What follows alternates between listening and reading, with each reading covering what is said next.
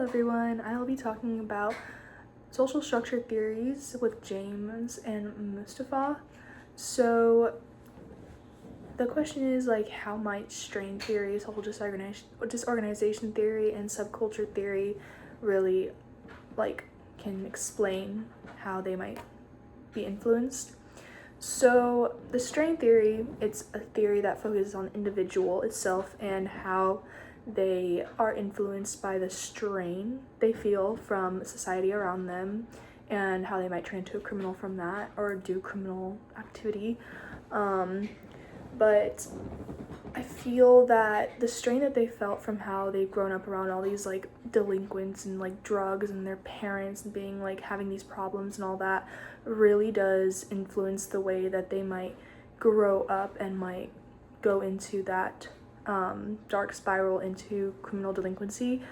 Social disorganization theory focuses on the surrounding area around them, and they grew up in a very rundown, economically challenged area, and that also really affects how they can feel, and it also it gives into the strain theory because it affects the individual itself, but it mostly focuses on the neighborhood and that area around them, and it really messes with them when they're growing up. The subcultural theory focuses on the group of people that they surround themselves around, not just the whole area, but the group. So they were friends with people who were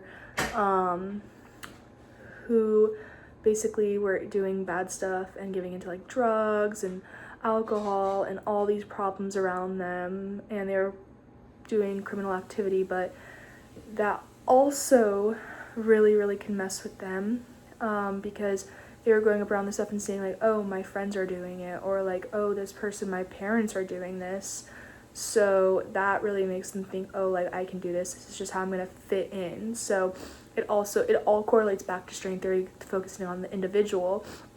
But overall, I feel the structural factors that could break them free from this are as if they find a solid environment that they can grow up in,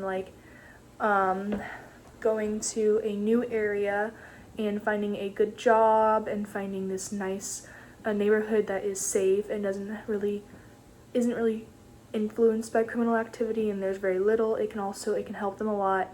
They can find their ground and just be grounded more with who they truly believe they can be and not participate in this delinquency.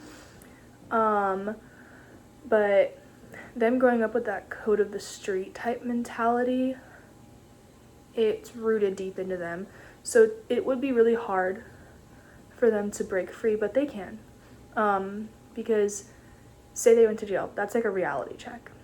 You're oh wow, I'm in jail for all these things I've done. So before they can even do that is they can think for a second, I don't want my kids to grow up like this if I have kids. I don't want anyone to grow up like this, how I grew up, so they can try and break free by thinking about how they can better themselves and better their future. But yeah, a few cases that really are influenced, there was the whole epidemic of methamphetamines and new drugs being around in the 90s and all that, the cocaine epidemic in the 90s really brought down a lot of neighborhoods, and it made people give into bad things because it was being introduced and everyone was oh, this is such a cool and fun thing, my friends are doing it, and everyone I know is doing it. So that's really the subcultural theory that gives into. But yeah, there was that case, and yeah, but I think this is how this all affects it. But yeah, thank you so much.